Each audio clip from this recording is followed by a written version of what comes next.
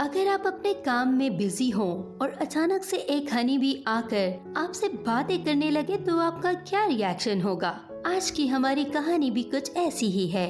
कहानी की शुरुआत हनी बीज के एक छत्ते से होती है, जहां एक बी जिसका नाम बेरी है तैयार हो रहा होता है। बेरी, जो कि हमारी कहानी का हीरो है, वो बहुत एक्साइटेड होता है क्योंकि आज उसकी ग्रेजुएशन कंप्लीट हो चुकी होती है और आज से उसके प्रैक्टिकल लाइफ शुरू होने वाली होती है।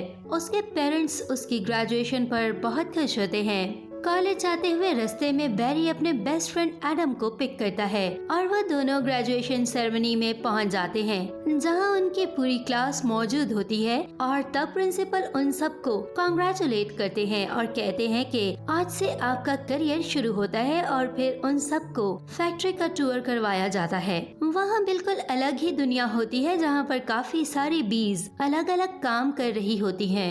एडम टीचर से पूछता है कि क्या हम अपनी पसंद की कोई भी जॉब चूज कर सकते हैं, तो टीचर कहती है हाँ बिल्कुल, लेकिन ख्याल रखना आप जो भी जॉब चूज करेंगे वो काम आपको जिंदगी भर करना पड़ेगा। तो बेरी पूछता है कि यानी हम एक ही काम करते करते मर जाएंगे, तो टीचर कहती है हाँ कोशिश तो यही करेंगे। बेरी ये सुनकर बहुत अपसेट हो जाता है। वो जिंदगी भर एक ही काम नहीं करना चाहता। वो एडम से कहता है कि मैं बाहर की दुनिया देखना चाहता हूँ, नए दोस्त बनाना चाहता हूँ और लाइफ को एंजॉय करना चाहता हूँ। अभी दोनों यही बातें कर रहे होते हैं कि तब वहाँ पोलन जोक्स आ जाते हैं। पोलन जोक्स बहुत खास और स्ट्रॉन्ग बीज होते हैं जो छत्ते से बाहर जाकर नेक्टर जमा करके लाते हैं, जिनसे हनी तैयार होता है। इसके अलावा वो पॉलिनेशन का काम भी करते हैं ताकि फूल हमेशा खिले रहें। और छत्ते में सिर्फ पोलन जोक्स ही ऐसे बीज होते हैं जिनको बाहर जाने की परमिशन होती है।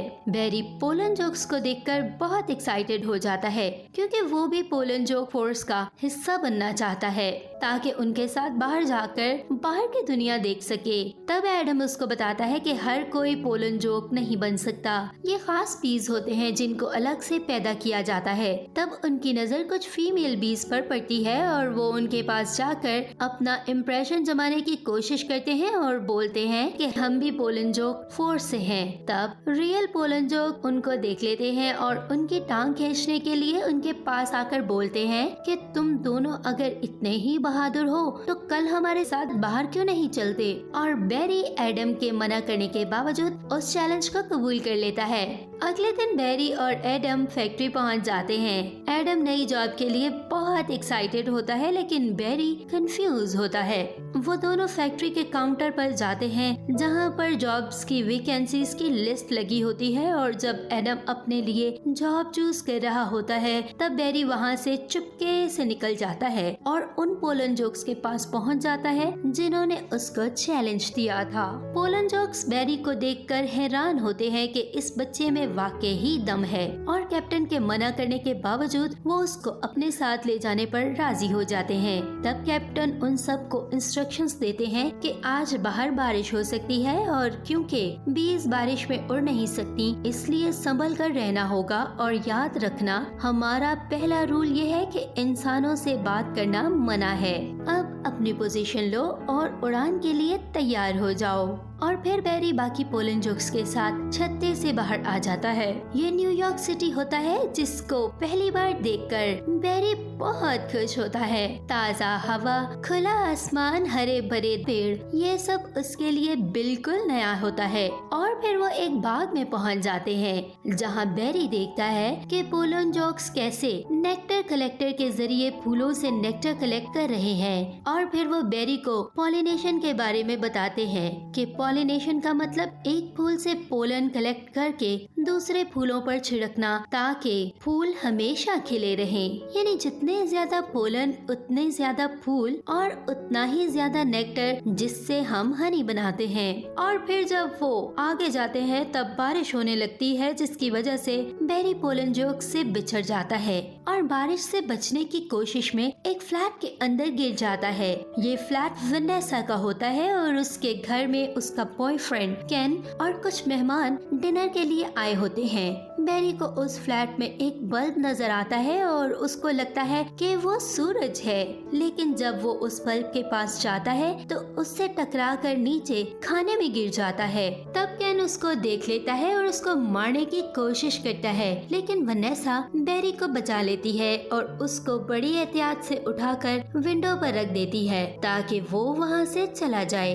बेरी वनेसा से काफी इम्प्रेस होता है और उसको यकीन नहीं आता कि इंसान इतने रहमदिल भी हो सकते हैं। और जब वनेसा अकेली किचन में काम कर रही होती है तब बेरी उसके पास जाकर उसको अपनी जान बचाने के लिए थैंक्स बोलता है। वनेसा ये सुनकर घबरा जाती है कि एक हनी बी कैसे बात कर सकती है। वो अजीब बिहेव करने लगती है, लेकिन फिर वो बेरी को कॉफी की ऑफर देती है और दोनों टेरेस पर जाकर कॉफी पीते हैं। वहाँ दोनों एक दूसरे को अपने बारे में बताते हैं। वनेसा उसको बताती है कि वो एक फ्लोरिस्ट है और इसकी एक फ्लावर शॉप है और दोनों की दोस्ती हो जाती है। बारिश के रुकने के बाद बेरी अपने घर आ जाता है। बेरी वनेसा को पसंद करने लगता है और हर वक्त उसके ख्याल में खोया रहता है। अगले दिन बेरी फिर से वनेसा से मिलने जाता है और वो दोनों एक ग्रोसरी स्टोर पर जाते हैं। तब बेरी की नजर वहाँ पर मौजूद हनी जार्स पर पड़ती है और वो वनेसा से पूछता है कि ये हनी यहाँ पर क्यों है।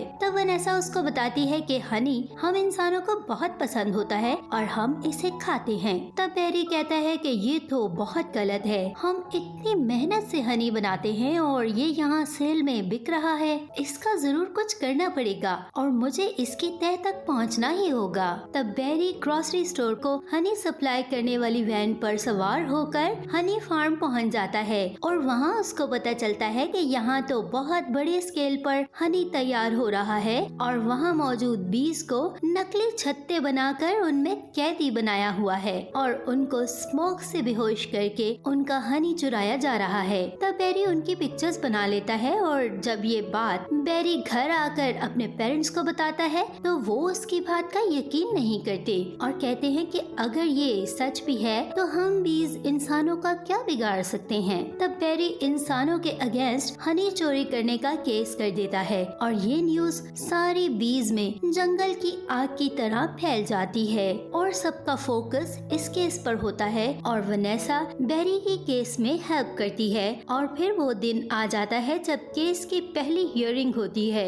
हनी कंपनीज ने अपना केस लड़ने के लिए बहुत महंगा लॉयर हायर किया होता है जिसका नाम मॉन्टगोमेरी होता है, जबकि बेरी हनी बीज को रिप्रेजेंट कर रहा होता है। पहले दिन हियरिंग में बेरी स्ट्रॉन्ग आर्ग्यूमेंट्स देता है और वो दिन हनी बीज के लिए बहुत अच्छा रहता है। हियरिंग के बाद बेरी वनेसा के घर डिनर करने जाता है और तब केन वहाँ आ जाता है और उसको वनेसा का बेरी के साथ वक्त गुजारना बिल्कुल पसंद नहीं होता। और जब वनेसा किचन में होती है तो केन बेरी पर हमला कर देता है और वनेसा एक बार फिर बेरी की जान बचाती है और केन से ब्रेकअप कर लेती है और उसे अपने घर और जिंदगी दोनों से निकाल देती है। अगले दिन केस की हियरिंग में मॉन्टगोमेरी काफी तैयारी से आता है और वो बेरी को विटनेस बॉक्स में बुलाकर उससे उल्टे सीधे सवाल करके उसको गुस्सा दिलाता है और कहता है कि जब छत्ते की हर बी को क्वीन पैदा करती है तो फिर तुम्हारे मॉम और डैड तुम्हारे असली पेरेंट्स नहीं हैं। बेरी उसकी चाल समझ चुका होता है इसलिए उसको गुस्सा नहीं आता, लेकिन एडम अपने गुस्से को कंट्रोल नहीं कर पाता और मॉन्टगोमेरी को डंक मार देता है। मॉन्टगोमेरी इसी मौके की तलाश में होता है और वो जख्मी होने का ड्रामा करता है और बीस को जालिम साबित करके केस को अपने फेवर में कर लेता है। डंक मारने के बाद एडम हॉस्पिटलाइज हो जाता है, उसका डंक टूट चुका होता है और बेरी उससे हॉस्पिटल में मिलने आता है और तब वहाँ विंडो से धुआं आने लगता है तो एडम बेरी से कहता है कि विंडो बंद कर दो, धुआं मेरी सेहत के लिए बुरा है। और तब बेरी के जहन में एक आइडिया आता है और नेक्स्ट हियरिंग में वो जज को स्मोकिंग गन दिखाता है और बताता है कैसे इंसान हम बीस को स्मोकिंग गन के जहरीले धुएं से बेहोश करके हमारी हनी हमसे छीन लेते हैं और इस आर्ग्यूमेंट के बाद जज बीस के हक में फैसला दे देती हैं। और बेरी केस जीत जाता है। तब मॉन्टगोमेरी बेरी से कहता है कि तुमने नेचर के खिलाफ काम किया है और इसके लिए तुम बहुत पछताओगे। कोर्ट का फैसला आने के बाद हनी बनाने वाली सारी फैक्ट्रीज और फार्म्स को बंद कर दिया जाता है और सारी बीज को फ्री कर दिया जाता है और इंसानों के पास मौजूद सारा हनी बीज को वापस लौटा दिया जाता है। और इतना हनी मिलने की वजह से बीज काम करना छोड़ देती हैं और पोलन जोक्स पॉलिनेशन नहीं करते, जिसकी वजह से सारे फूल आहिस्ता आहिस्ता मुरझाने लगते हैं और फूल ना होने की वजह से वनेसा की फ्लावर शॉप भी बंद हो जाती है। बेरी को एहसास ही नहीं होता कि उसकी वजह से नेचर का इकोसिस्टम ही बदल गया है। और वो कुछ दिनों के बाद जब वनेसा से मिलने जाता है तब वनेसा उसको अपने टेरेस पर ले जाकर बाहर का नजारा दिखाती है और तब बेरी को पता चलता है कि वहाँ मौजूद हर फूल और पेड़ मुरझा चुका है और बेरी को एहसास हो जाता है कि उससे कितनी बड़ी गलती हो गई है। और फिर वनेसा वहाँ से जाने लगती है। तब बेरी पूछता है कि तुम कहाँ जा रही हो, तो वनेसा बताती है कि कैलिफोर्निया में फ्लावर परेड होने वाली है और ये इस साल की आखिरी परेड होगी क्योंकि सारे फूल खत्म हो रहे हैं और ये आखिरी मौका है फूलों को देखने का।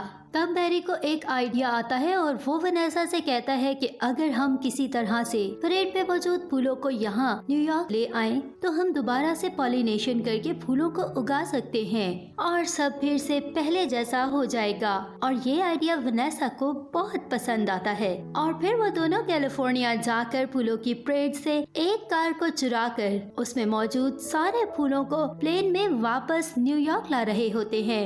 लेकिन तब पायलट अनाउंस करता है कि मौसम की खराबी की वजह से हमारी फ्लाइट न्यूयॉर्क कुछ घंटे देर से पहुंचेगी।